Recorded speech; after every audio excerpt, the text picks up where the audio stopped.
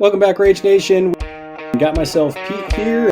That's not really exciting. You got Senior Dixon. I don't think that's appropriate. And we got Monsieur Leopard. Explorers deserved it. No. Absolutely. I was disgusted. I cannot believe they've done this. Why is wacky? Why is that good? It's just nonsense. I disagree on that. That's not possible. We're getting the band back together. We're on a mission. Yeah. Now we've got a whole new list of things to complain about. Welcome back, Rage Nation. We are at it again. Got myself Pete here, and we got with us the magical Trevor with his leathery whip. What's going on, Trevor? What's up? So, we had a fun 3-game series that we ended up playing out over the last few weeks, and we're finally now recording on it. So we got to play a couple of keywords that I think are very interesting, definitely with me playing Kin and you playing Cooper. And yeah, a lot of guns, a lot of weird shenanigans afoot, and it definitely was a fun 3-game series. Yeah, I had a really good time. Got to see a little bit of Ophelia, who was my first master, so I was excited about that. And then I had just played Cooper for all 5 rounds of the tournament in Colorado. So, yeah, and not only that, I remember when you first started playing with Ophelia, and you got her, and you were looking at her cards like, oh man, this is pretty good. And I was like, yeah, Trevor, sorry, she got nerfed, so she's not good. So yeah, we're going to talk about the 3 games. We got questions from the Discord, and before we get into that, make sure that you guys are checking us out on the Discord. Doing a lot of cool things with it, and yeah, just putting out content, putting out stuff on their pictures, fun stuff people are doing, different games. So yeah, if you want some interaction between nerds on another Discord, definitely join up there. And then if you want to support us directly, you can do that, patreon.com/RageQuitWire, where they get stuff early and they get other things that, whether it's a video I put out or just different audio, written articles, just stuff that they only get. So appreciate anybody that directly supports the podcast. So I think first thing is, before we get into the game specifically, I think that it's kind of interesting to talk about what these keywords are in 4th versus 3rd, because 3rd edition, Kin definitely had its up and downs and was known as one of the tankier one of the tankier keywords in Bayou. I definitely feel like that's not quite their thing anymore. They can stick around. They got some healing, but you can definitely put them down a lot easier than last edition. And Cooper still has a big gun, but I feel like he's harder to pin down. Just because we'll talk about it, he has ways to kick himself loose. He has reload tokens, which lets him get, random shots off, which is nice. I don't know. Are there any other big differences you noticed playing Cooper from this edition to last, Trevor? So for me, I guess one of mine, it's a bit of a sad or a feel bad, was that I felt that they, as a keyword, lost a lot of their movement shenanigans. Like I used to use Artemis to whatever the growl was or the howl was, where he got to push Cooper up, and you at least got some extra movement there. So they've lost quite a bit of their movement capabilities, but the dogs are still, they kind of both do similar things that they used to do. So I feel like relatively they all function decently the same, but the Crypsis Core and the Fatagi Huntsman, I think they got a big glow up from last edition. They're better minions for sure. Yeah. And Cooper, you used to be able to get him almost on the middle line without any of his AP, and it just doesn't seem like that's really a thing anymore, which is probably fine because his gun does seem better, and we'll talk about that here shortly. So the first game, and for those that, maybe this is your first time listening to 3-game series, we do 3 games with the same keywords, 3 different strats and schemes. First game, and you have to play both titles at least once, so you can't just, solo one title. But first game, it has to be all in keyword. Second game, you can bring some versatiles. And then third game is basically you can bring out a keyword stuff. So, and this third game we'll talk about it, had some fun and brought some cool stuff. So yeah, that'll be a fun game to talk about. But this first one, I do feel like this is a strategy that Cooper's pretty decent at with informants. Kin's not bad, but I think he did pretty good in this one. So informants, and I think the deployment for this one was, where'd it go? Was it corner deployment? It might have been corner. It was corner. I think it was corner deployment. Let me look at it. Mm-hmm. Yep, it was corner deployment. So this one, I'll talk about my list and what I brought, and then you can get into yours, Trevor. So I ended up bringing the Red Cage Raider. So this is Ophelia 1. She has her crew card, which is Arms Race. So she has a couple things going on with that, but she has the ability for kin models loaded for later. When this model would discard an improvised enhancement upgrade, you may instead remove an impact or adaptable. So basically you get to keep the upgrades if you get rid of the token. And I'll talk about the upgrades at the end of this list, but they're basically an upgrade crew just like they were last edition, just there's only 3 now. And then they have an action, tactical action. This is for unique kin models, Raid, Remnant. So ally only, range 6, you need at least a 5, but this model may remove a remains marker within 3 to gain an adaptable token. Attach an improvised enhancement upgrade to the target. You can declare the action again, and then there is Vengeful, which lets you get an impact token. So pretty solid because it gives you your upgrades, gives you impact token possibly, lets you do it again. So it lets you get those upgrades out there pretty frequently. So I have the Red Cage Raider, who her totem is just 1 young LaCroix, so there are no longer 3 of them. So you have to pick your own. I was surprised, though, at a few things. 1, they're speed 7 for whatever reason. And then 2, they're size 3. So this is a honking huge, standing on your shoulders gremlin. But yeah, we'll talk about that. I ended up bringing Francois, Squish and Squash, Maris, Old Cranky, Pear Ravage, Rammy, and 1 Swine Twirler. And just as future reference for these 3 games, the Leg Spring upgrade, that one, all the upgrades, you can remove them off a model to reduce damage by 1. So you can just go, yep, I'm going to ditch the upgrade, reduce damage by 1. It's Plink. You can't add damage and Plink people anymore. So Plink is just, you're going to reduce damage. And then the big action is it's a 6-inch leap, essentially, except for you get to damage people in base contact with you when you land, including yourself. So you can use that to finish off a model. I think there's a funny situation in one of the games where I killed one of your doggos that had 1 hit point left with the leap, which was pretty funny. Yep. Yeah, and then we have Hair Triggers, another one. This basically gives you run and gun, so that's a pretty sweet upgrade. And then finally, Flaming Sack.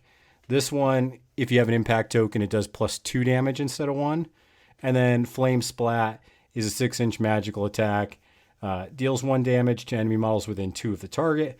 Models damaged by this action gain burning, then discard the upgrade. It does 2 damage base. This one, it's mainly you want to do 2 damage with the impact. The Flame Splat I don't care about. It's always, hey, let's do +2 impact damage. Pretty sick. So what list did you bring in game 1 for Informants, Trevor? So this was my aptly named Pew Pew list. So this was Lord Cooper Manhunter with the Elite Equipment crew card. What that does is it gives you an ability called Cavity Round, in which after you, when you are receiving raises during a gun action, you can drain a soul stone to reduce the raise value to 3. That's after you know you've succeeded. You don't, where you know it's going, you can then spend a stone to get a raise value of 3. So yeah, really you know how great many if you raises got you're getting. Oh, yeah. Yeah, really good if you got a red joker in hand or something like that. And then the tactical action is called Sick 'em. You can choose a friendly beast 6 inches away and have them declare the charge action.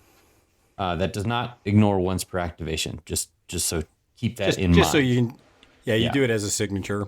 Right. So you wouldn't be able Which to is still do it to pretty good. somebody twice. Right. Yeah. But yep, that's their signature. So that's the elite equipment there. Obviously, you've got Cooper. You've got your 3 runaways like you used to. I don't think they're as great as they were last edition, but they've got some utility. And if anything, killing them for the card draw is great. Yeah. And then I've got Mally Rex, Kanehurst, Uller, Artemis, a Crypsis Core, a Vitagi Huntsman, and Model 9. So yes, that does leave it as a total of 1, 2, 3, 4, 5, 6, 7, 9, 10, 11 models. With those 3 runaways, you're almost never going to have the best activation control. But, kill them quickly. Hit those cards. Yeah, and as we got into turn 1, I think something we both recognized pretty early is that my crew had a lot more mobility than your Apex crew. Yes. Because a lot of my models were kind of near the midline, where you were kind of having to do a lot of walk or walk charge type stuff. So I was like, okay, well, let's see how Trevor does with all this, and it just seems slow to get out the gate a little bit, especially in corner. Yeah, especially in corner. Had I kind of thought about it a little bit differently, or did we play this before the tournament and then I came back after and we finished our series? I think you played this one. Yeah. You had the tournament and then we did the last 2 games. Yeah, because I learned a lot more about the mobility of the crew in the tournament. Where the secondary version or the Hunt Master has a lot more mobility options. Cooper can be good at informants, but corner might not be the right deployment. Manhunter. Yeah, anyway. it makes it where I think initially you were a little bit on the back foot because I was able to get on basically the center line, those markers, and then you were just kind of catching up going into turn 2.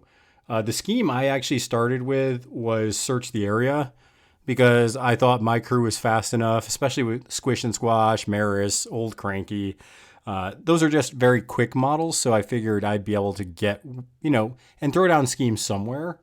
So, yeah, something that I figured was pretty easy, and it turns out it was because I was able to score it on like the bottom left or something. Yep, and what scheme you ended up starting with? I take the high ground for the first one because there was quite a bit of things to get on top of, period, and I figured I might be able to do that with the dogs. Yeah, the dogs, you have a giant Tyrannosaurus Rex that can move around, whatever. Yep. So, as turn 1 started going, it's pretty much like I said, I ended up getting pretty much on the center line. I was happy with Old Cranky just with how mobile he can help make your crew. It almost reminds me a little bit of Dirigible Ride because you do Give Me a Hand Kid. You push the Model 4, you place Old Cranky, and then you can spend a Soul Stone to move the Model 4 again. So it feels like a Dirigible Ride, but he's just kind of hitching a ride with people, which is definitely fun. I didn't get to abuse his sage advice just because game 1 is kind of hard to wrap your head around everything. But combination of him, Squish and Squash, if you haven't played against her, I've talked a lot about her, did a patron-only episode on it. But Leapfrog with Now It's Your Turn, it's a place that you get to place a model as well. And then Kissed by a Prince, you get to push a model for, you push for. She builds in a suit when she charges. So she's just very mobile. She makes her crew mobile. If you see her, you should definitely kill her, and Trevor tends to do that when he sees her, which is sad. I think she deserves it. But So yeah, I did get a little overly aggressive though turn 1 because I felt like, hey, let's see what some of these shooty models can do. Mm-hmm. So I got like Ophelia on the midline, I got Francois on the midline, and yeah, I did some decent damage, but I think your guns are a little more powerful than mine. yeah, that's true. You still were able to be decently effective. I mentioned getting the dogs out there to do some scoring. The dogs are great for scoring, but it is important to note that I know that if I'm going to put one of my dogs out there to score, that they're probably 90% chance they will die the following turn because they just don't have enough to mitigate it. And in order to score, sometimes you have to put people out there, right? Like, right in the scrum. And that is what happened to Artemis. I think he was either first or early second turn. He got taken out pretty quick because he was one of the models that helped me score, I believe, the take the high ground. I had Model 9 up there as well. But the other thing about that elite equipment, Sikkim ability is if you're taking the Rex and the 2 dogs, those are the only beasts, other than a Hool, I suppose, as well, that you can use that ability with. And the rest of your models in Manhunter are usually people. So you're kind of limited as to how you can use that signature action there. But Yeah, and I mean, Francois started taking bullets to the chest. I think he took 7 from Lord Cooper turn 1 with his reload token, which was kind of gross. That definitely sucked.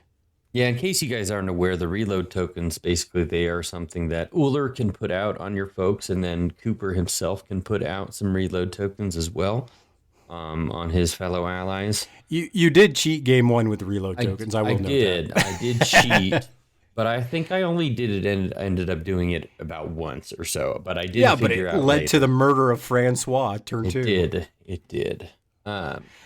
Because if you don't know, so like Trevor was saying, reload, basically if you end an activation in range and line of sight of a model with a reload token, they can take a shot at you with a gun. You can only do it once per activation though. So yeah, you just, Trevor, turn 1, and this happens in the 3-game series just because you're learning crews. But Trevor took a shot with Cooper and then took a shot, I think, with Model 9 or somebody else. And I was just like, ow. Well, I thought, and I might be completely wrong, but I thought I had remembered in the beta that basically you could continue to use the reload tokens until you were done. But the crew card specifically says that you can only do it once per activation. So I did cheat for sure. Yeah, and also this game, I felt like I didn't use the upgrades very well.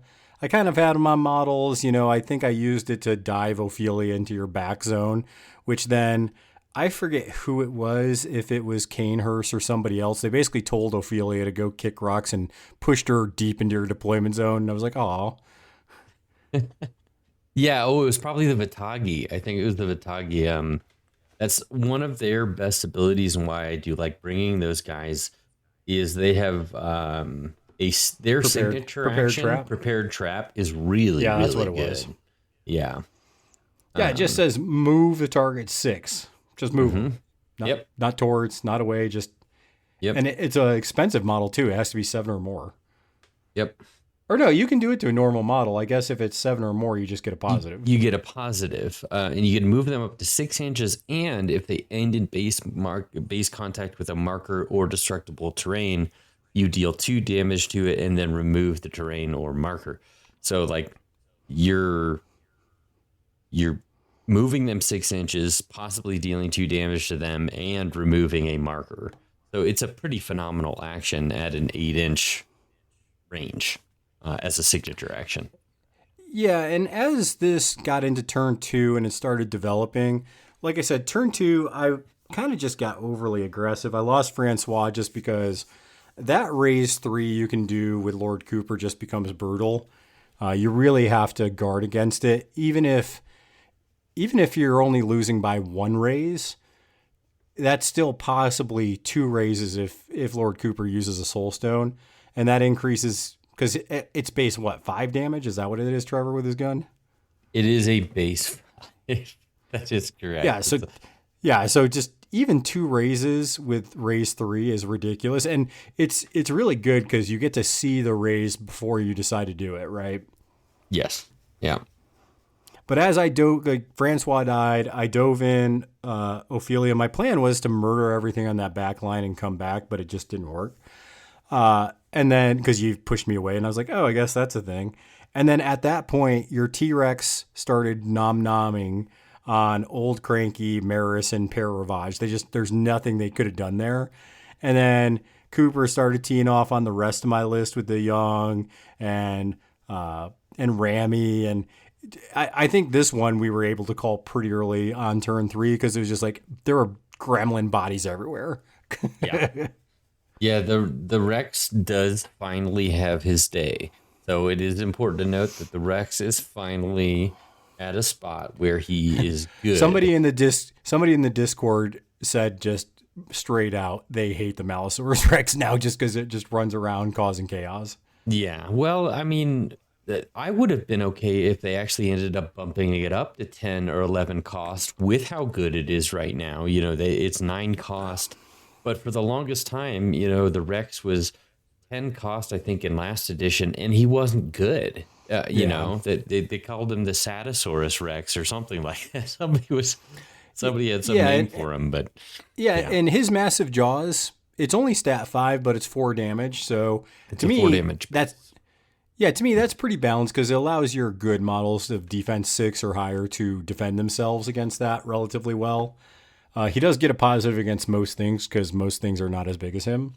Mm-hmm. Grasping Tentacles, though, being a 6-inch scratch melee attack, this can help you get out and touch some things. It's definitely his best action. I mean, because you could charge 6 inches away and use this as a charge 6 inches away to pull somebody off of stuff. So it's a great way to make it look like an accent, which is what I think I did with him. I think you did that in a couple of our games. Yep, I think I did that actually for my second set of scheme points for this. Well, yeah, because I'll check the app real quick. Yeah, you did. And you got both points because I think you pulled Maris off, did damage to her, and then just killed her. Yeah, and it's a stat 7 versus defense, so it's no small feat, and it's a 0, so you can technically get some damage off of there as well if you get raises. Yeah, it's pretty wild. Yeah, so, I mean, that's good. It helps, pull people in. You really have to be aware of it just because of that. And like I said, in this edition and in this GG, this Gaining Grounds, there's going to be a lot of stuff that want to get on top of height 2 or higher just because there's at least, 2 or 3 schemes that are based off of height? At least 2. Yeah. We ended up calling this one just because I didn't play it very well. I dove too deep, and Cooper just started picking off gremlins in the open, and it became very apparent later on that, I was able to search the area. I scored for frame job. I then took scout the rooftops, but because of the Vitagi huntsman pushing Ophelia away and off the building, and then the Malifaux Rex being there and pulling people off of, height 3 places, and Rami being engaged by your stupid dog. And it was just a hot mess. I was like, this is done. Like, we're good. We can call it there. You got like 12. I probably got 5. Yeah. Was this the game where you had some wild move you were going to do with Ophelia right at the end, and then you black chokered her leap, I think, with the boots? And I was like, dude, do we just want to call it? I don't think I had a wild move. I think I was just going to try to kill Kanehurst and then just at least be happy with that. Yeah. But Ophelia couldn't even do that. Yeah, that's right. That's right. Yeah. So we ended up calling that one for you, which honestly, Cooper, his crew does seem pretty good at informants. I think Wedge and standard deployment are better for him, obviously, because then he doesn't have to move around as much. Mm-hmm. Definitely this version of Cooper, he casts a very wide net. He can impact. Basically, I think most time people play this version of Cooper, it's let me go stand on top of the highest point I can and let me shoot as much as I can. Absolutely. Him and the Crypsis Core right next to each other, because Crypsis Core's got an 18-inch range. They can delete scheme markers as well with a trigger. So yeah, him and Coop just sit up there and shoot. So this version of Cooper, Trevor, when you get your hand and you look at it, what are you trying to save for that Cooper gunshot? Is there a specific trigger you're looking at? Obviously, you want a high card so you can do as much damage with a raise value of hopefully 3. But is there something specific with that gun that you're looking at with your hand besides that? Not really, actually. For Cooper himself, honestly, he's got the built-in RAM there. Trophy Hunter allows you to make a ski marker and contact with them when they die, but I'm really looking for masks. I almost would never spend a mask on that because I'm saving masks for Onslaught with a Malisaurus Rex. And there's so many other things to use masks for in this crew, including the fact if you're taking Model 9, Avalanche of Blades is an after resolving trigger where he gets to do an additional attack and it does +1 damage. So there's so many other things to keep the mask for. Really, you're just looking for decently high cars. So Yeah, I think in this game you also got a decent amount of target sighted where you were putting out adversary. And I think that was doing some work for you. I think you were able to get that off on Francois, which was one of the reasons why he died. But yeah, he's pretty flexible and he's good at setting up what he's doing, right? He's really that big game hunter. He's going to try to take something down, set up for his beasts and stuff to go get the kill. And it worked out pretty good in game one. yeah, and in this game especially, I drew really well, and I had the Black Joker first turn. I held on it till second turn, and then I drew it third turn too. So obviously, you can get a decent amount of positives with this version and the other version of Cooper. So sometimes if you have that Black Joker, just hold on to it so you can just card cycle and see how how good you can get. Right? Get this. Yeah. Let me ask you this though. You did say that you got a lot of use out of Model 9. Because I know, obviously, he was the bee's knees last edition, and some people are disappointed over what he does this edition. So what did you see from Model 9 that you were maybe a little surprised by or a little happy with? So I go back and forth with Model 9. I am a little saddened by him this edition. But sometimes I forget he has Soulstone Flare, so you can actually spend a Soulstone, because there's not a lot you're spending Soulstones for in this crew. Yes, if you can get the raises on 3, that's great. But this is a crew that you can bring minimal Soulstones because you can kill your runaways to draw 2 cards and pick up another stone. You still get a stone for them dying. So like you can use a Soulstone to get Avalanche of Blades, and whether or not you hit, you get another attack from that Avalanche of Blades, which is good.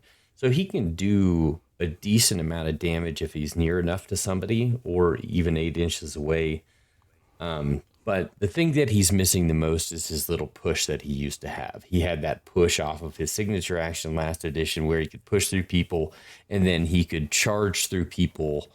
Well, he also had ping run them and for gun, didn't damage. he? Yeah, and he had run and gun, and he could, ping people for damage, and then he had 2 armor. He was just a tank last edition. But for me, he is still speed 7, which I think is significant in this edition for him to be able to move that far. He's more useful in Hunt Master, where he can get a signature action 7-inch move. But I think the other thing I like about him is the on his twirling blades attack. I like that if you get a raise, you can place in base contact with the target. There was especially on informants, I had to guard against that, and it didn't help, but it was something I was aware of because I was like, oh, if Model 9 gets a raise on this, he can just hop in on a marker. Yep. From 8 inches away. Yep. Yeah, pretty good. All right, so game 1 goes to Lord Cooper. I'm going to pull up our game 2, which, let's see here, we did Flank Boundary Dispute, so I'll pull that up. So we did Flank Boundary Dispute. This one, this was an interesting board. This one I've played before. It kind of has this weird water feature on the right side, bunch of hills, building smack dab in the middle, a bunch of trees. So this one, listen, the other version of Ophelia, I think she can spike some good damage on her own, but I wasn't that impressed by it. I didn't feel a lot of synergy. I was kind of like, I'm not feeling a lot of this. So I was like, all right, let me see what the second version does. So I'm going to go with Overloaded. So Overloaded is definitely different. The main thing is that her crew, friendly kin models, can declare 2 triggers. So you can do that with adaptable, which this crew does have a lot of adaptable, or if you have built-ins. So to me, that was something I was like, okay, that seems pretty good. There's decent triggers on the crew. Then each unique kin model has Gremlin Ingenuity. So the target gains an adaptable token, and you can spend a soul stone to heal the model 3. So, and you want a lot of soul stones with this version of Ophelia. We'll see here in a minute. There's a lot of things I'm going to talk about where it's like, yeah, I want to spend a soul stone for this, for that, and it's worth it in this keyword. Especially healing 3, there's times where it's like, yep, I need this model back up. So I brought her. So I brought Overloaded. One thing to note with Overloaded, when you deploy her, you get to put 3 of her upgrades on the model, and usually you're going to want to put that on her because she can, once she uses it, she can then kick it to a model that's 10 inches away. So that's cool. Sammy Lacroix, that's her totem. Sammy's really good. I brought, let's see here, Lacroix Raiders. I brought, did I bring 3 of them in this? 1, 2, I think I only brought 2 in this one. So I brought 2 Lacroix Raiders, Squish and Squaw. Oops, this might be the wrong one. This is the wrong one I'm looking at. Sorry, I got to go back. Going back, because I thought I did bring 3. So got that. There it is. Found it. All right, so Sammy, okay, yeah, this list is different. Scratch everything I said. Still playing Overloaded. But I had Hog Oil Salesman. I did bring 3 Lacroix Raiders, which is why I knew I was looking at the wrong list. And then I had Old Cranky, Raphael Lacroix, Squish and Squash, and then I brought Toast. Just because Squish and Squash, she likes other jockeys, and Toast is also very efficient. And this is Boundary Dispute where you got to push the rock. So those 2 by themselves are very good at pushing things around. So still got the 3 upgrades. Trevor, what'd you end up bringing this time? Yep. So this is my Bungle in the Jungle list. Yeah. So this was Huntmaster.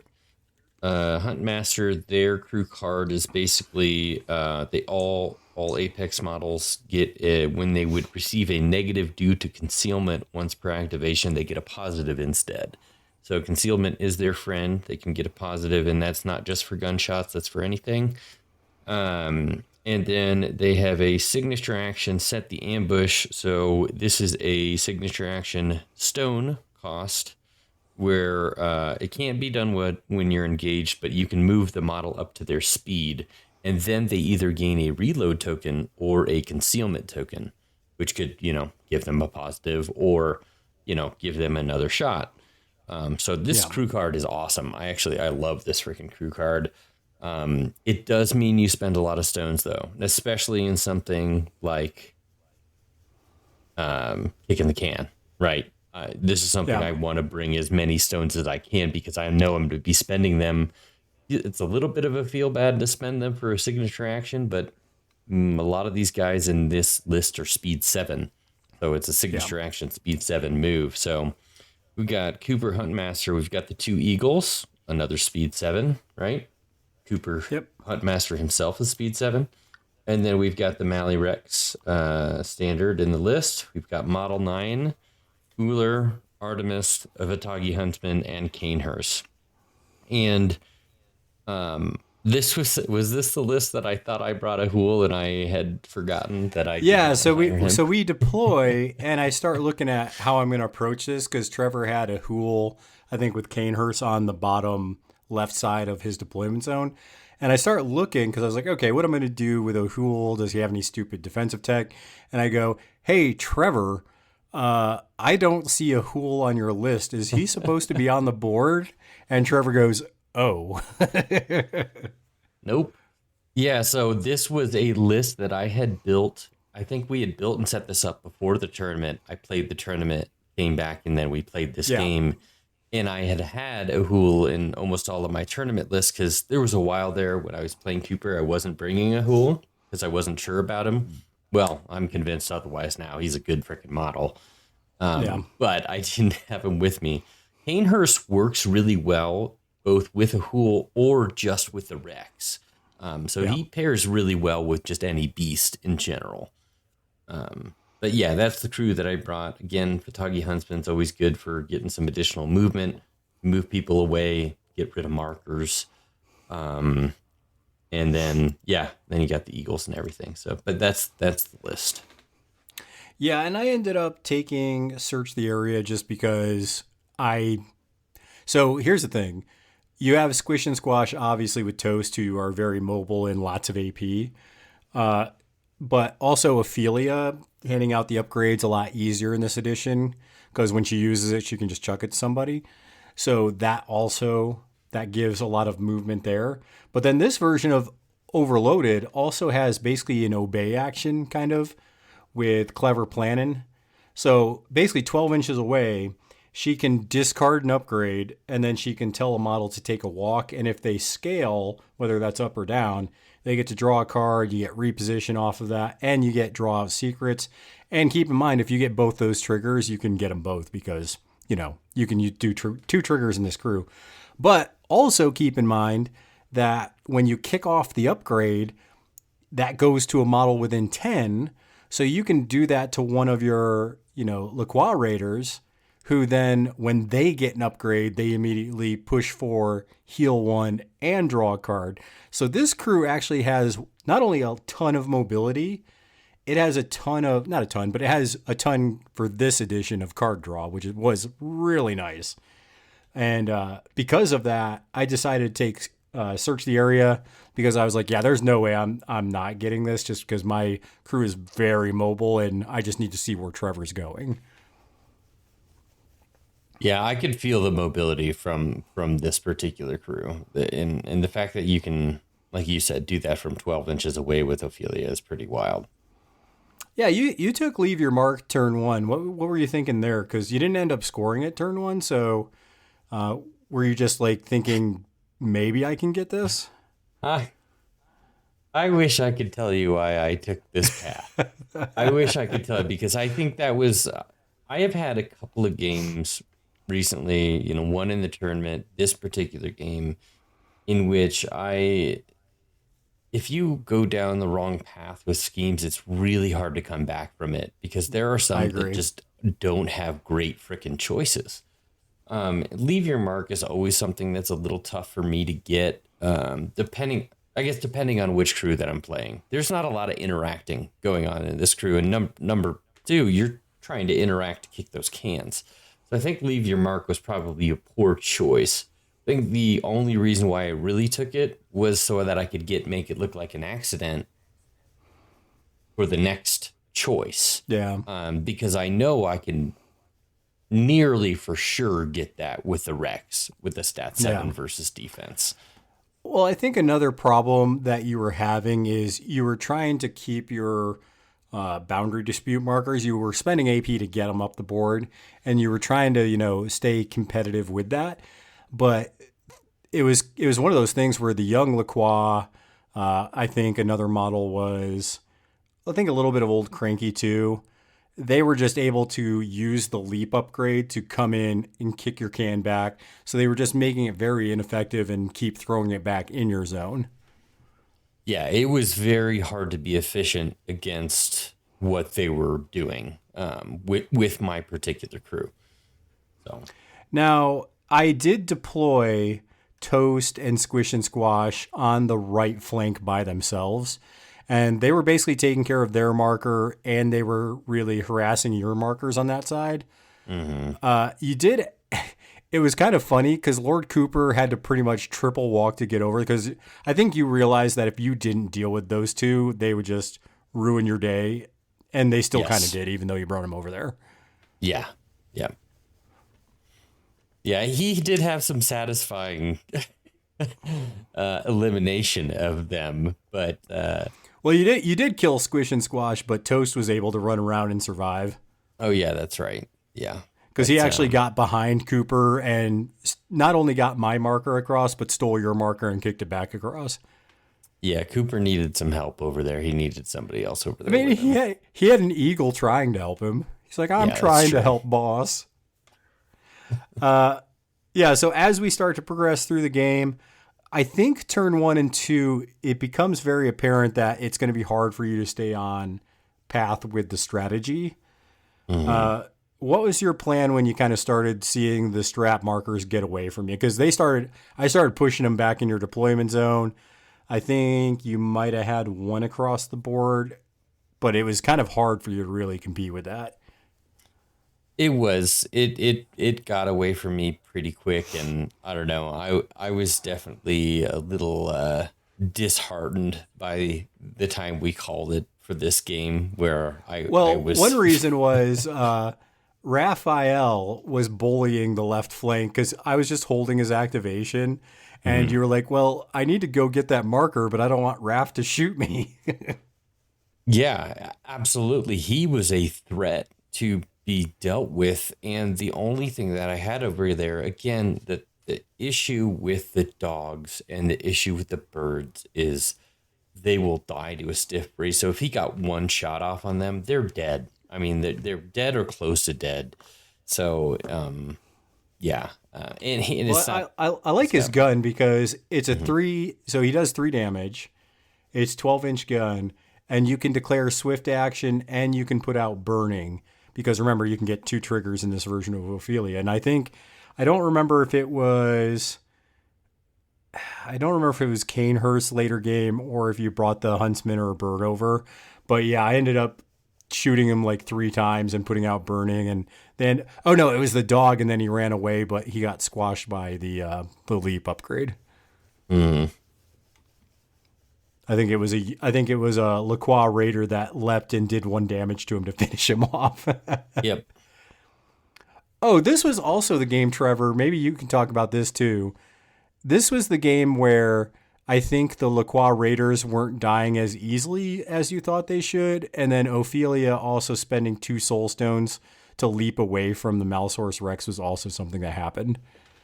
Yes. Yeah, the Raiders themselves, because I think you were using the upgrades to reduce it and their threatening demeanor. Yeah. And then they can heal themselves when they put that upgrade back on.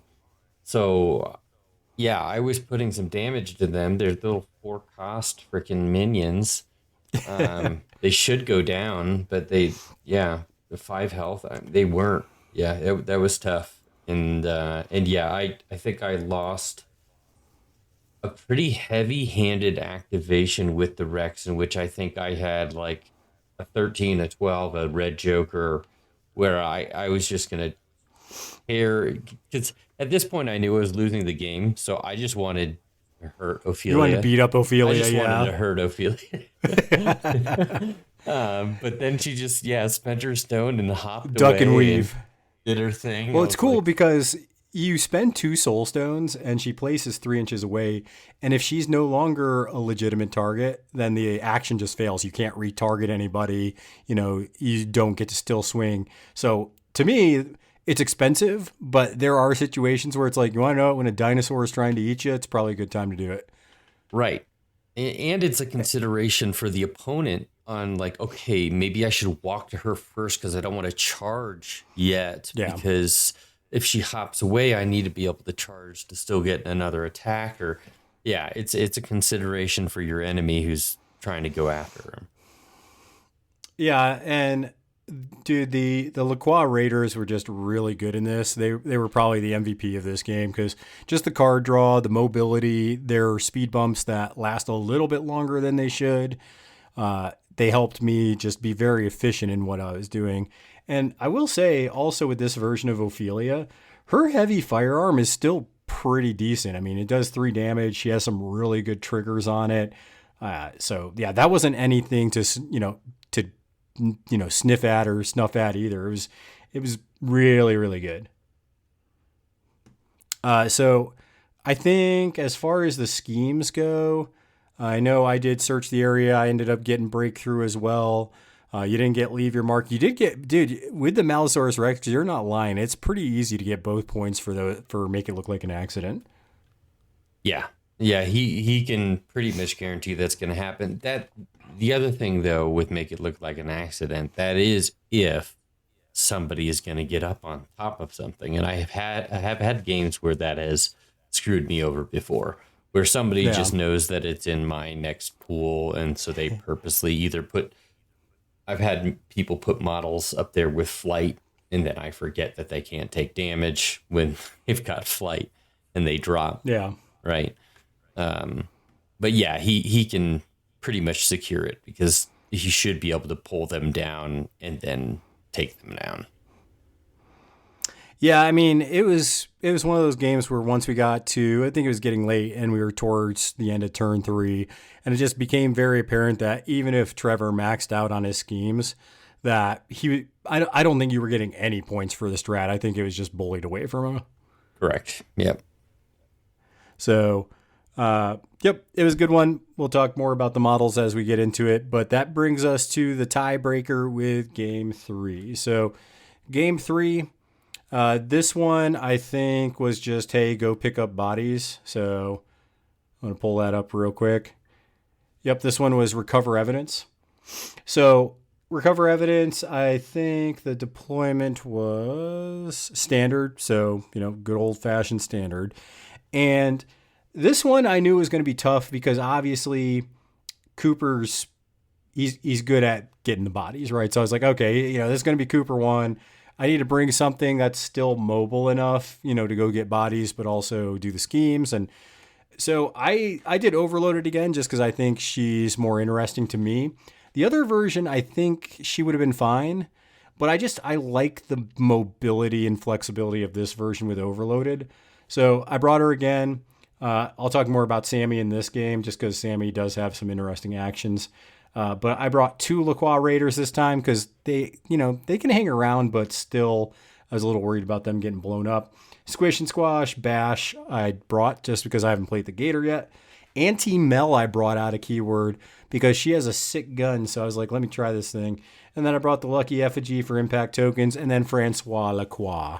So that was my list. What did you end up bringing to spice it up there, Trevor? So this one I called Meats Back on the Menu, boys. And this list was built because I had spent the entire 5-round tournament playing Cooper, and I played entirely in keyword or versatile only. I really haven't messed around in 4th edition with bringing out a keyword yet. And I thought, you know what? Screw it. Let's just bring this stuff that I'm hearing in the forums that most of the Explorer Society people are bringing out of keyword, and that's Alleyway Echo and Ava Havenhand. I'll talk about them here in a second, but basically it was Cooper, the 3 runaways, this time Ahul, Ainehurst, Malirex, Uller, the Alleyway Echo, and Ava Havenhand. So definitely I left Model 9 out this time, and I left Artemis out this time. Because between Uller, who has By Your Side, Alleyway Echo, and Ava Havenhand both have Secret Passage. So really able to move around the board quite a bit. They're able to go collect the bodies. Yes, they can go pick up the bodies, because that's Cooper's biggest issue is in keyword, he doesn't really have a way to go get the bodies. He can create the bodies, he can't erase the bodies, right? Yeah. Yeah. That's a snatch reference there. Yeah, and looking at it, I know last game I talked about you want a decent amount of soul stones for things in this crew. And one of the ones specifically that you want to keep in mind for the soul stone is really starting off with Sammy. Just because the Cauldron Soulstone ability helps with just unpacking your crew, because you can move a model 4 inches, but then for each raise you get to move another model. So you can put out adaptable tokens with that, so that's really good. So I just like Cauldron a lot. That's one I use use it at least 2, maybe 3 times a game. New find on her, though, just clicking and putting on upgrades on models, really what you're doing with Sammy. So that's the main thing. Also, when an ally removes an adaptable token within 4 with Sammy, you can gain an impact token, so that's another cool thing that you can do with her. And then the other thing is bringing Francois. He likes using Stab him with the pointy end, just because you get to do a bunch of damage for each time you declared that action.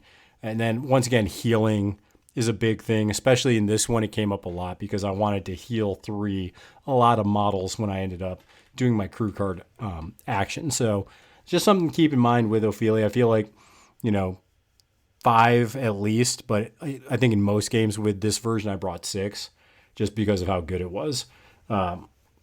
So as we start to go with turn one, I ended up taking take the high ground. I thought there was some good terrain going on with that one. So I was like, okay, I'm going to take the high ground. I think you rightfully so took assassinate. Yeah. Because there were with some juicy targets for you. Well, assassinate first turn is always really tough because you don't know where your opponent's going to be. Yeah, with but their your models. standard The Squish deployment and with Squash- Cooper, I think you're good. Yeah, standard deployment Cooper and Squish and Squash, I know are going to be moved up front. That's what they do. They move forward, right?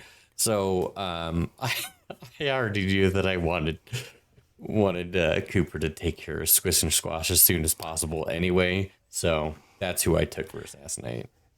To be fair, though, Squish and Squash, she was able to go get the turn one boundary dispute marker, and she also delivered Bash pretty much past the center line. So she did stuff. She just ended up catching a bullet for her trouble. Her little frog slippers went flying. It was okay. Yeah. But I think you did a very good job here denying me take the high ground. I don't know if you were intentionally denying it, but you were making it very inconvenient for any of my gremlins to score that. I was intentionally always making sure that I had somebody there. Which I didn't love. Take the high ground turn one on a close deployment like this, I don't love. But I think whatever the third option was, I didn't like it. And then assassinate, I didn't see a great target because I couldn't guarantee that I could deliver my beater where I needed to get that. So I think I was just kind of like, I don't love assassinate, take the high ground. Because in my mind, I was like, okay, if Trevor gets aggressive with denying me that, I should be able to wreck him, like make him pay for it. Because I did have Antimel, Francois, Ophelia pretty much hanging out together. So, and they all had impact tokens. So I was just like, okay, I mean, I should be able to take the high ground turn one, if not turn two. Spoiler, I didn't. And then I just was like, fine, we're going to abandon it. But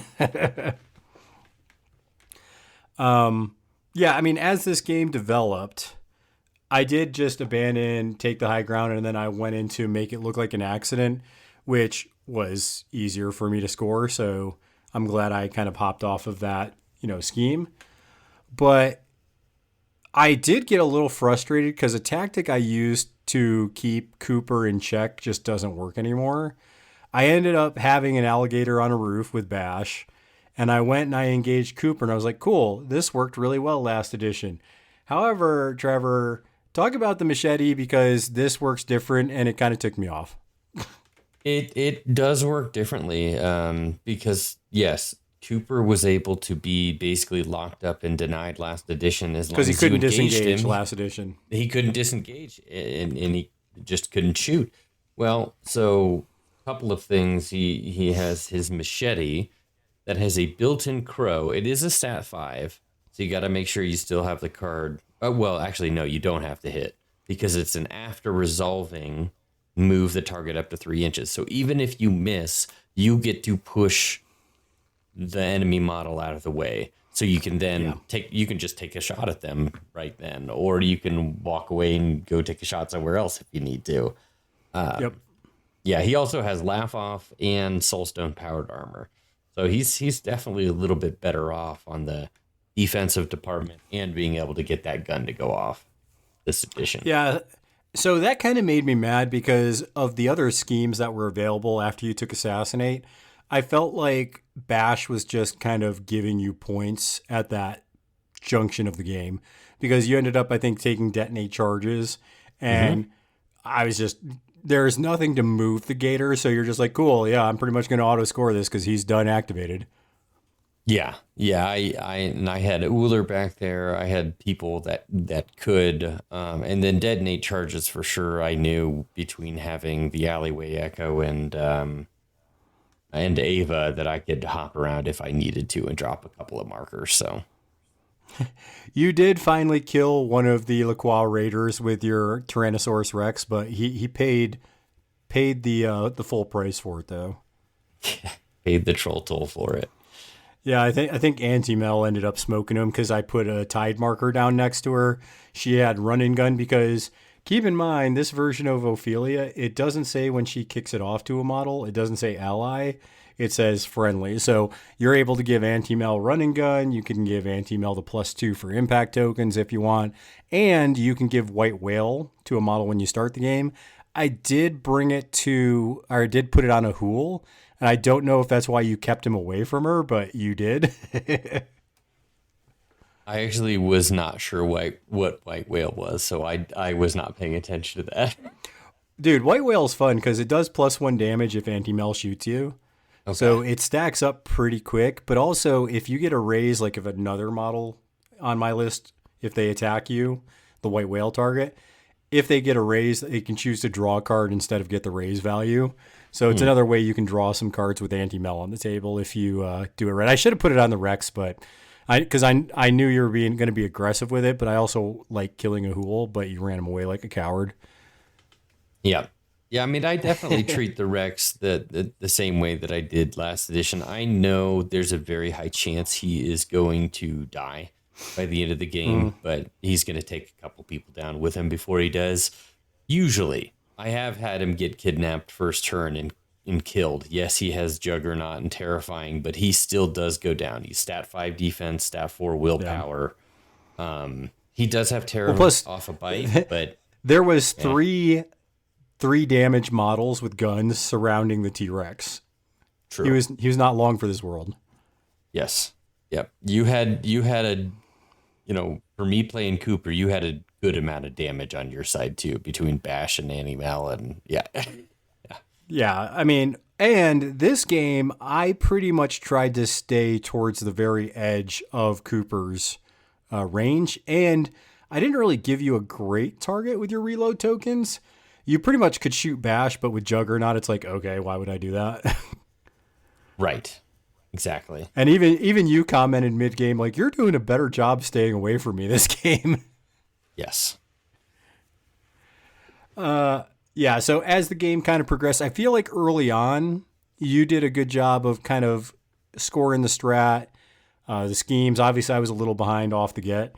But as the game started progressing, I started chipping away at your list. I started killing the Rex. I think Alleyway Echo ends up going down turn 3, I think.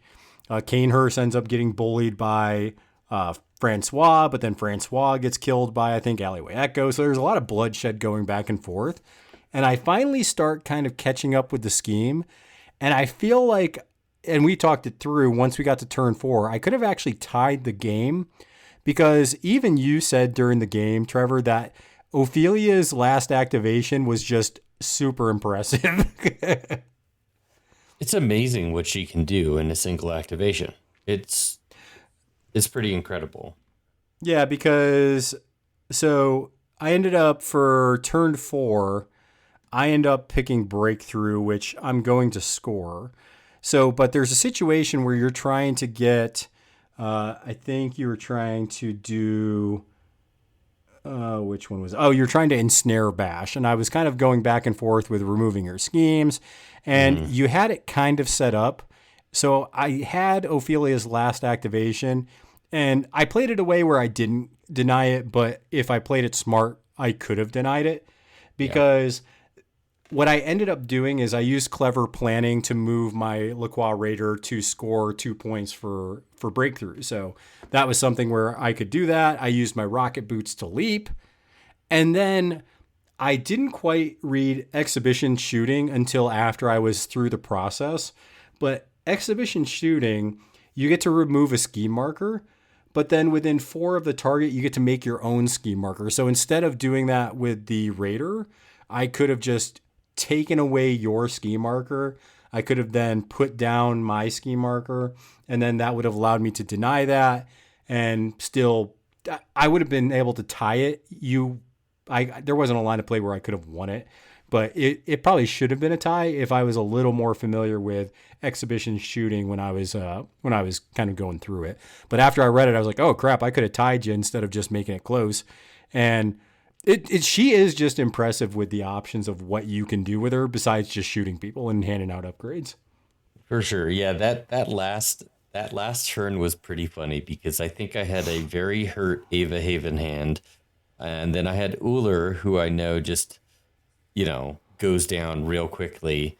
And I had them in the back of a building that were not too far from Bash, and then I lumped them together and just dropped a bunch of scheme markers near them. Like, Yeah. okay, Bash, if you're gonna come get me, then I'm gonna ensnare you. If you're gonna come eat me, then I'm gonna try to ensnare you. Yeah, and Bash was able to finish off Ava, and then he was able to pick up a scheme move with his bonus, and then I think pick up the strategy marker. So this was the one activation where I was like, okay, Bash actually did something. Good job. Yeah. Yep. Ava and Alleyway Echo, though, like I said, it was impressive to see them they really helped out the keyword in this strategy. I think there was a time where I was getting a little overly frustrated. It wasn't even with them because I just knew they were going to do that. I think there was a couple times in this game where you just had a hot hand and I was just like, okay, here we are. Real good, Trevor. Thanks a lot. I think this game I think I had a hot hand every round. I had at least, I think third round, I had 2 13s, a 12, the red joker. It was pretty wild. I had a lot of really good cards, so I could guarantee quite a bit. I will say that with these guys, everybody needs a mask. Everybody, especially once you added an Alleyway Echo who has cruelty as well. So everybody's wanting masks, but I will say that they helped make Cooper the efficient crew that he could be, being able to hop around the board and pick up those markers. Especially Ava has Don't Mind Me. So not only does she have Secret Passage, yes, yeah, you that do came need up too. You need an 8, so you do need to keep a high card for her Secret Passage to go off. But she can technically, pop 24 inches across the board and Don't Mind Me interact to pick up one of those markers. She's very good. Yeah, I do want to say, and this is kind of a shout out for this game, Auntie Mel is the model that I wanted her to be last edition. I'm playing Angler against Tom, and spoiler, she did really well game 1. We're going into game 2. But there's stuff now that I've played her in Keyword that even in this game, I would have been like, oh man, this would have been really good setting this up for, playing against, even out of Keyword against Trevor. I mean, inclement weather is big because you can look at your opponent's cards or you can push models away. That would have been huge in Informants. Life Raft, that's a good one because she can give herself a drift token. That ends up letting her place at the beginning of her activation next to a tide marker. And then her gun is just gross. It's base 3, but you can get a crit in there with crit strike, so it's 4. Or you can get gut feeling to try and get another attack off that. The Crow lets you get the upgrade on a different model once you kill that model with the upgrade. And with giving her an impact token and then with the upgrade that lets the impact token do +2 damage, I mean, you're looking at 5 or 6 damage before raises on her old Thunder Gun. So really good model. Having run and gun is sweet. I think the more I play Overloaded, Auntie Mel just might find her way in a lot of lists where I want to kill stuff, just because she's really good. Obviously, Francois is good, so you can bring that trifecta. I might try it with those 3 and bring Raph to see how that beat stick of a list goes. But yeah, she was a lot of fun in Kin. I will say that. So you can attach those upgrades to non-allies? Yeah, I mean, that's kind of the thing they'll probably fix. If you look at Ophelia's card, when she hands it off to somebody 10 inches away, it just says friendly model. It doesn't say ally. So that's why Auntie Mel was able to get the upgrade. Okay. Yeah, which giving her run and gun with that gun. Yeah. Yeah. Mm-hmm. That's what I'm saying, because usually you'll use the drift tokens, especially in Angler. It's a little clunkier when she's the only Angler model. So having stuff like boots on her to help her leap, which I actually don't like the boots up on her. I think I like the run and gun better. Mm-hmm. And setting up her drift token to place to a tide marker. The tide marker was great because that helped me get around your terrifying for the Rex. Mm-hmm. Yep. Because I just got a positive with her gun, and I was just like, yes, this is what I need to kill this stupid dinosaur. Yeah, so I think we ended up calling this one an 8-7 win. Could have been an 8-8 tie, but ends up going to Apex. So, just generally speaking, before we get into the questions, Trevor, how do you feel about Apex in this series? Was there something that you think was great? Is there something that underperformed? Something you're like, you liked, didn't like? What's your general feel after going through the series? So I am really happy with where they're at. I think the few things that I have issues with, if they weren't issues, then the crew might be a problem. Yeah. That's just kind of the fact of it. I like both versions. I'm also very happy that Huntmaster is relevant and actually good because last edition I love the idea of Huntmaster, but they just weren't good. They weren't very efficient. So I think Yeah. this I like the fact that I get to use both versions for different strategies. And overall, I think they have great options within keyword.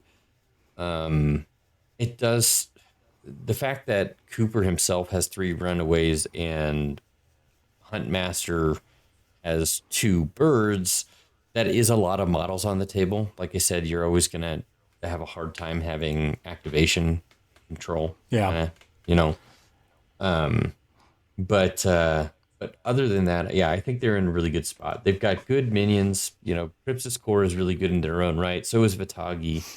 But I think what I struggle with the most is how do I fit all of the things that I want into the list? And if I thought I was going to leave something out, it's probably Model 9.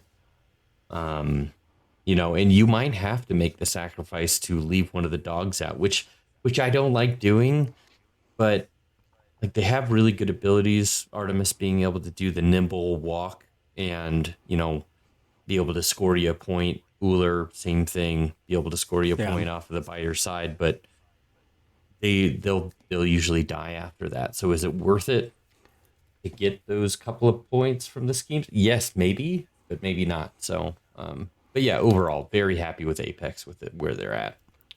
Yeah, I think that I'm super happy that Kin is very playable now. I might even, I know Brewmaster is really good right now. And I know Ma, even though I'm not going to play her, is pretty solid right now. This is the most fun I've had with a Bayou Master so far this edition, out of everything I played.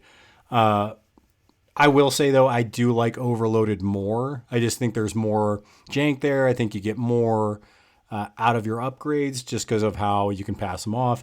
And then I just think that the ability to hand them out to friendly units makes it way more flexible. That probably will get changed eventually just because it can put some nasty combos out there like anti-mel, which is fine. Also upgrades on, Bash, that could be interesting as well. Lacroix Raiders, really good models. I think the minions in this keyword in general are really solid. The Swine Twirlers were really good. The Lacroix Raiders were really good. So I actually like those both quite a bit. But Lacroix Raiders they're in that sweet spot of being cheap enough, but also just really effective. So yeah, I like the keyword a lot, and we'll get into the questions. And this is starting off with Edek. So he asked, did you enjoy the upgrades? Early days, I was trying to throw them around a lot and seems like a trap. When reasonably managed, they go a long way. Yeah, and I think this is why I like the second version more, because you start off with 3 just right off the get. All 3 of the upgrades are really good, especially when you get them on the right targets. But, using a leap on Ophelia, kicking them off to a Lacroix Raider, who then is going to draw a card and then has the ability to use that to leap. Definitely good. And the damage that he's going to take off of it, he'll probably heal when he gets his next upgrade. So I like the upgrades a lot. I do agree you don't want to force it too much. But that's why I think keeping Sammy back and just putting him out where you need him. Because I think usually when it got to turn 2.5 / turn 3, there were times where Ophelia didn't have upgrades on her. And I think that's fine because you don't need them all the time.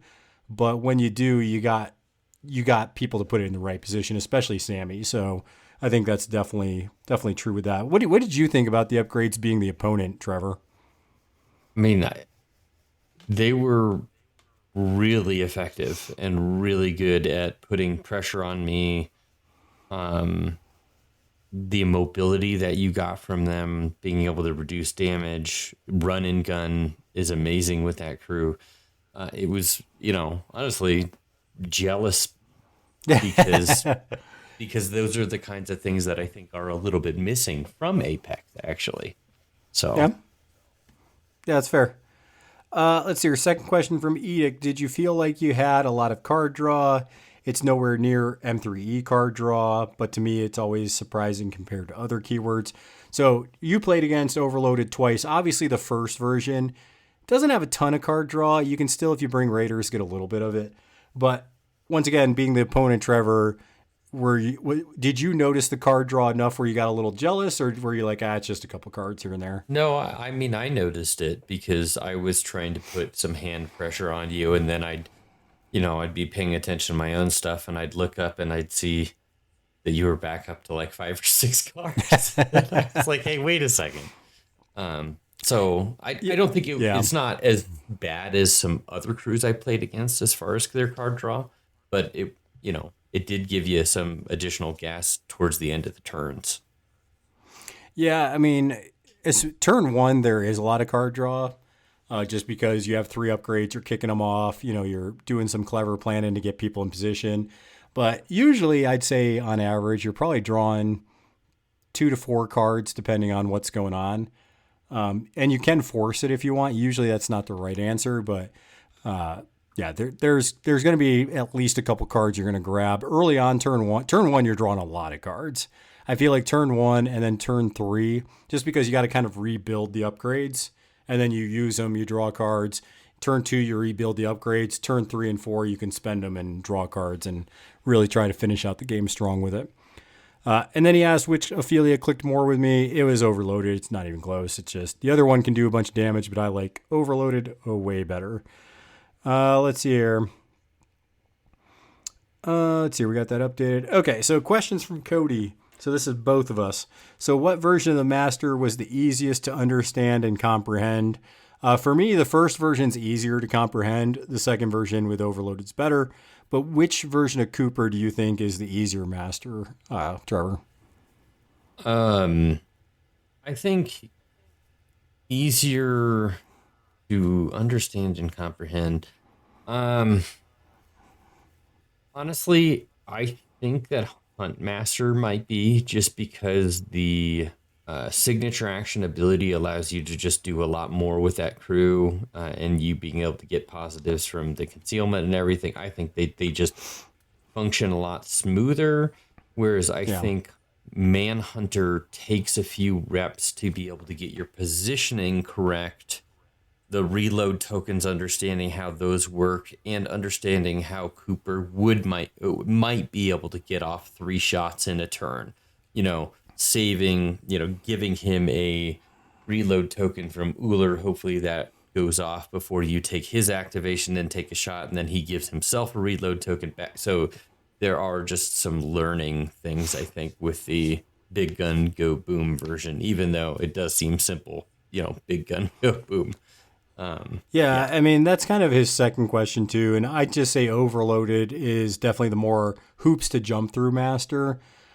Just because you got to know which upgrades to put on which models, what those upgrades do, when you spend them, what happens. It's going to trigger a couple things, how to use clever planning. I think the biggest thing with Overloaded is really leveraging clever planning in key moments. So the more I play Overloaded, the more I see a lot of scoring potential, but also a lot of deniability, which is awesome.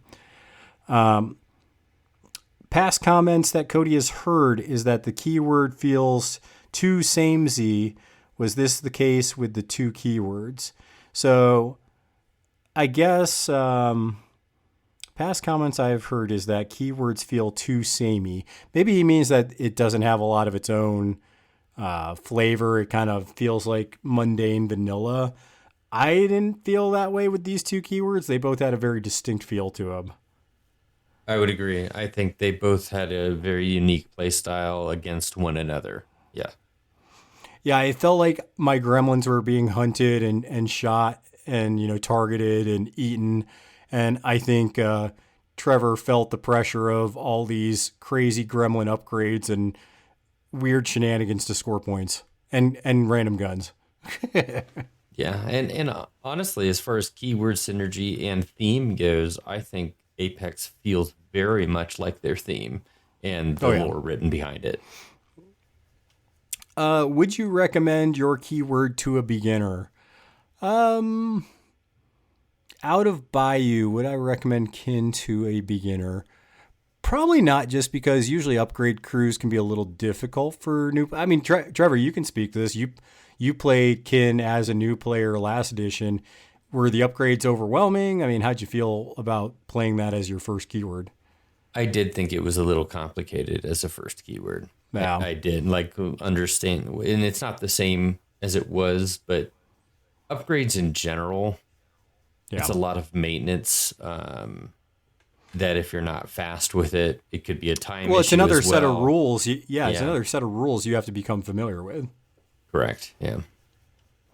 Cooper, though, I think I'd recommend Cooper for a new player. It feels fun.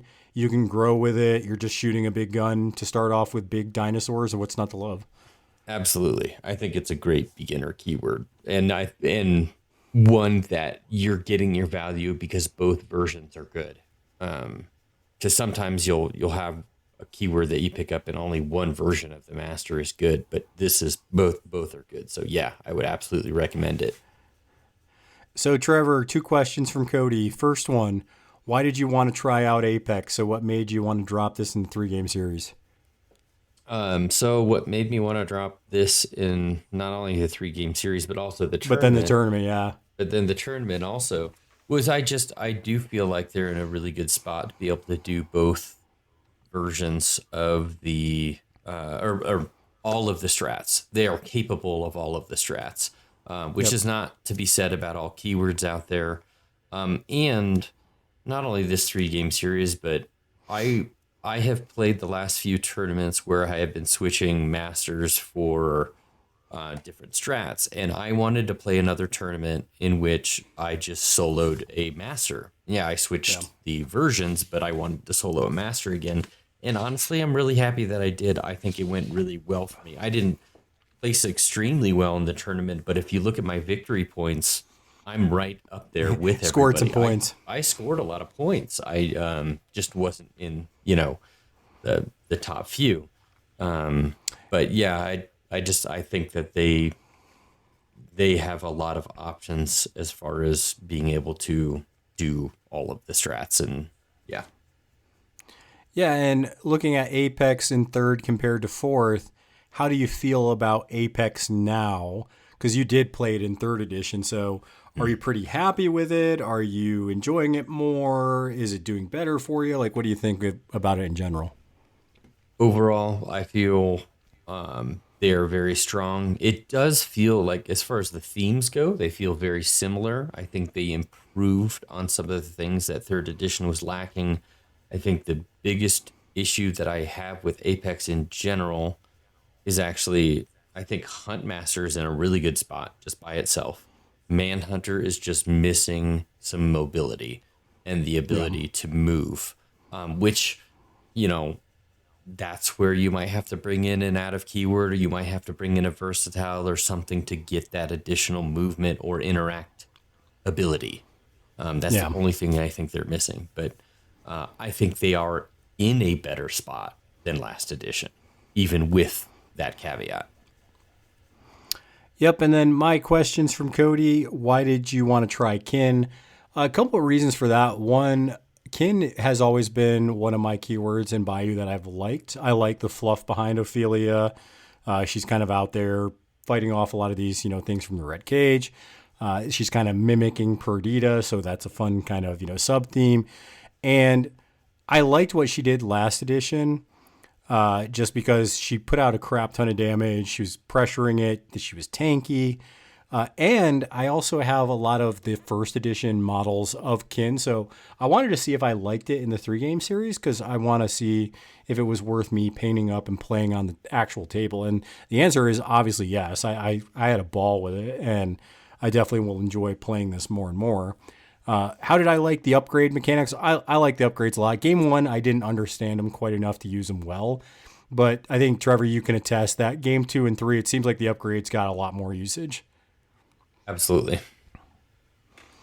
And then the last question for me is, and then we'll get the ones from Jim, is did the upgrades feel unique? Honestly, the upgrades felt a little bit like Von Schill's upgrades, but Gremlin style. Because you had these ratcheting leg springs, which is like the rocket boots. You had a couple of the other upgrades like hair trigger, which gives you a running gun, which it's kind of like the rocket launcher, but not exactly like the rocket launcher for him. Flaming sack. That's the one that gives you +2 for impact tokens, so extra damage. There's an upgrade for Von Schill that used to do that as well. So it kind of feels like they're mimicking it a bit, which is funny because that's what gremlins tend to do. They like mimicking the humans. All right, so Jim has a change of pace question for us, Trevor. So I'll have you answer this first, and then I'll answer it. But do you feel the keyword offers a diverse set of game plans, or do they feel like they would do the same thing regardless of the title? So you can talk about this a little bit more, Trevor, because you kind of leaned into it a hair. But maybe which strategies do you think that Apex is the best at, and then is there one or two that they struggle into? So how do you find that balance with both your titles? I do think that they have a diverse set of game plans. And again, they feel very thematic, as I touched on it. So Manhunter, the Cooper, the Cryptoscorer, the Vitagi Huntsman are going to kind of stand back and wait it out while the beasts flush out the enemy so they can shoot them and take them down. I think they fit really well into situations in which you know where somebody is going to be, that being especially in informants, and then even in plant explosives, because you know they have to come towards you if you're just lying in wait, right? Whereas then Huntmaster does really well with mobility. They've got that built into their crew card. And they are kind of keeping to the shadows because they get positives from shooting from the shadows. They're keeping in concealment. They're kind of hiding and waiting it out and then striking when they have the opportunity with, decent amount of damage and positives and things like that. And, they fit really well in boundary dispute.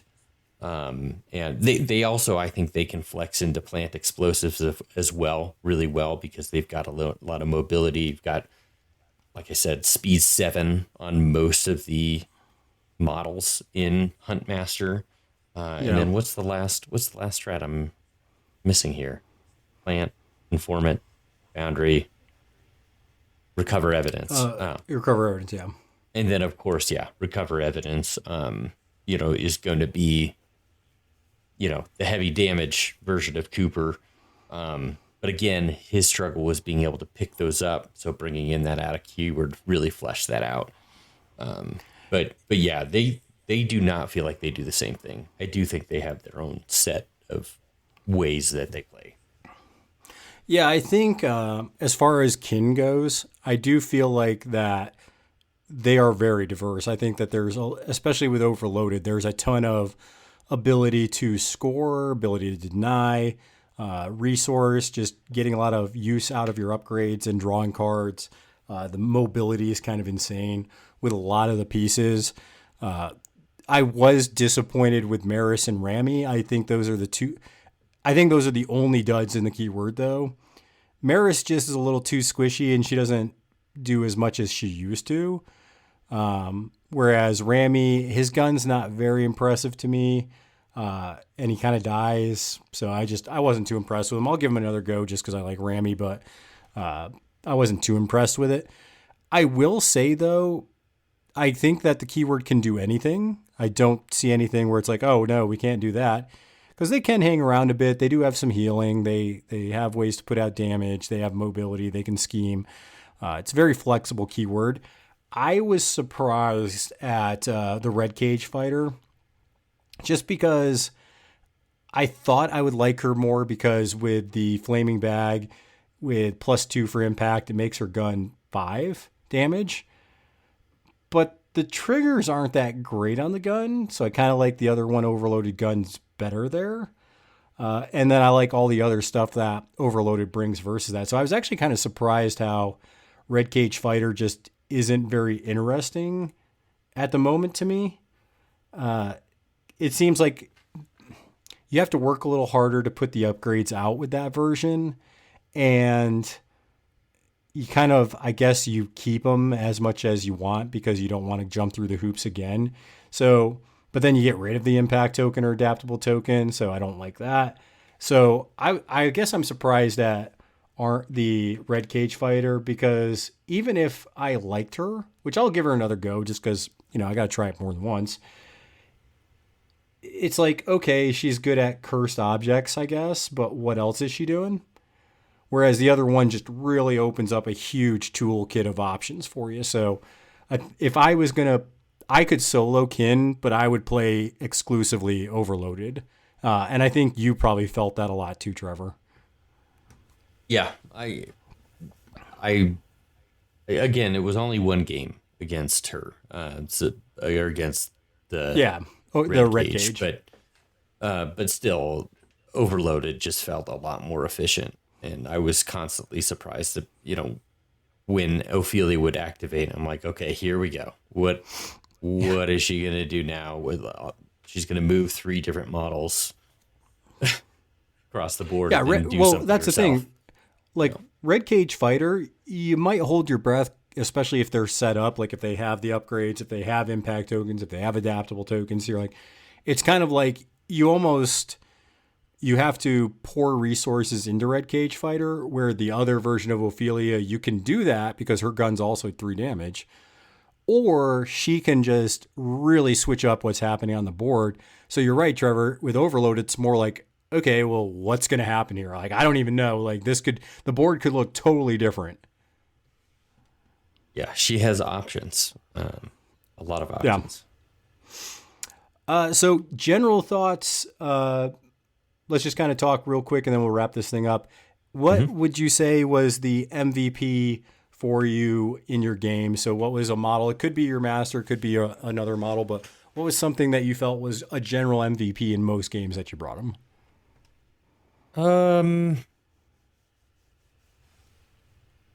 Obviously the Malifaux is really integral to this crew now. But I would say in the end, I did only end up bringing a Ahul later. But even pulling from my experience in the tournament, Ahul is a really, really good model, and he can delete models quickly in Huntmaster because he can get a 7-inch move for a signature action. He's extremely mobile.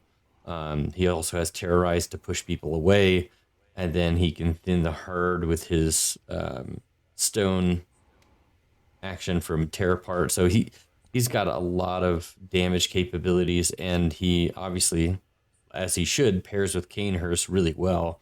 And Canehurst is kind of a mainstay in my list. And he just does a lot in the background in moving the others around.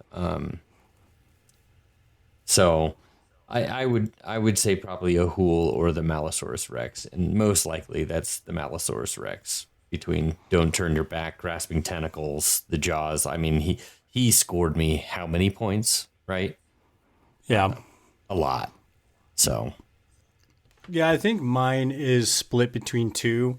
I think Ophelia Overloaded is an obvious MVP candidate because she just does so much.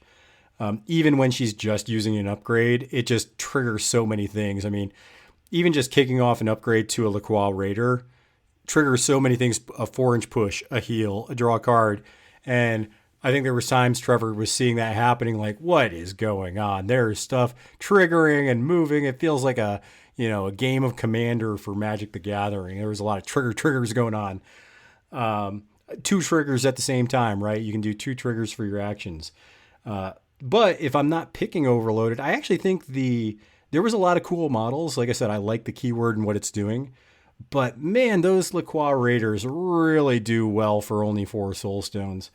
It doesn't seem like a lot, but the grab and go to heal, move, and draw a card, They have threatening demeanor, so even though they only have 5 hit points, you're going to have to do 6 to them. And then if they have an upgrade, they can chuck it off, so you got to do 7 to them to kill them. Their shotgun's not super good. It has some interesting triggers. I actually didn't hate them. Improvised ammo, handing out impact tokens, that wasn't terrible. But honestly, it was mostly leaping around with the boots, interacting or getting to points where they can score the schemes, getting in positions where it's hard to get to them, but they're also, kind of being a pain in your side. I think I can't speak for you, Trevor, but I think the Raiders were a little frustrating for you to deal with. Yeah, if you didn't say these guys, I was going to bring them up because they were doing a lot. Even though, yeah, you look at their card, it doesn't seem like there's a lot going on there on their card. But when they've got the upgrade, when they can leap and walk 6 and interact, they're scheming. Even if they're just holding people up and engaging them. Yeah. I mean, they're doing a lot. Yeah, and I didn't talk about their upgrades on the shotgun because it didn't come up a lot because it's one of those things I haven't leveraged yet, but I can see some use for it. It's only 8 inches or a melee, but they can do +1 damage, which is fine on a ram. They can reposition on a mask, which is great. Field kit after resolving, so this is something that even if it fails, you could just have it go. 1 friendly model within 3 of the target heals 1, so some ping heal in there is great.